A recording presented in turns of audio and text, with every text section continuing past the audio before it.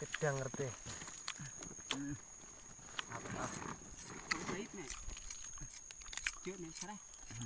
Không anh chỗ đâm nó lại là sẽ ít bao nhiêu tay là sẽ. Nào đi con bún nọ còn trái yên là bơ.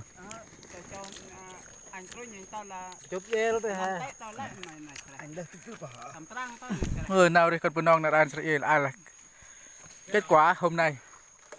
Mày ở trong chiên. Ở trên trên. lá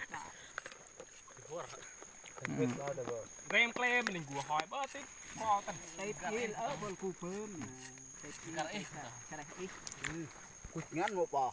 Vưu, răng qua xa năn hãy. Thôi cầm. Cái này luôn. Cái một lần anh cứ chạy. Không cái điên. Có em điên thôi hay vậy? Đang quay ở bơ à dạ. Quay cơm nam thì là bôi chạy hả?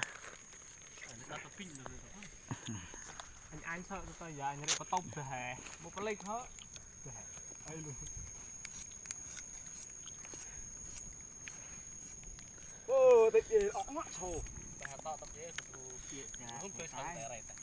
Giờ làng. Cành bò. Anh đang tay tao xa.